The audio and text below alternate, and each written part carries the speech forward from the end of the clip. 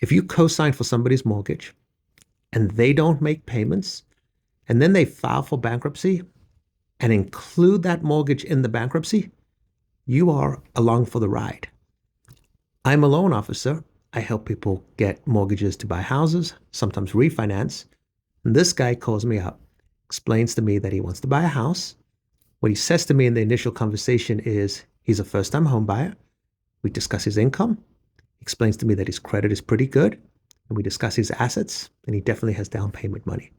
When he does the application, the income and the assets were good.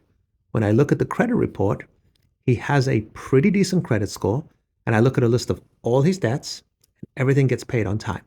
But when I go to the bottom of the credit report, I see a mortgage that says included in a bankruptcy with zero balance.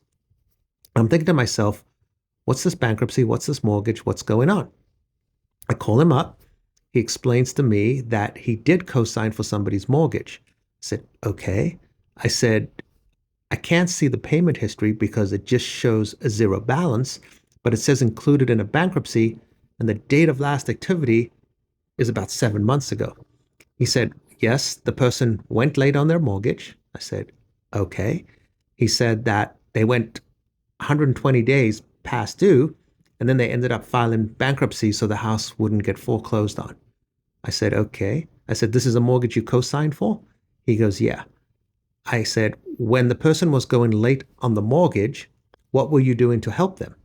He goes, what do you mean? What was I doing to help them? I did nothing to help them. It was their house. It's their mortgage. I said, yes. But when you co-signed, you basically agreed that if they couldn't make the payment, you would step in. And you didn't do that?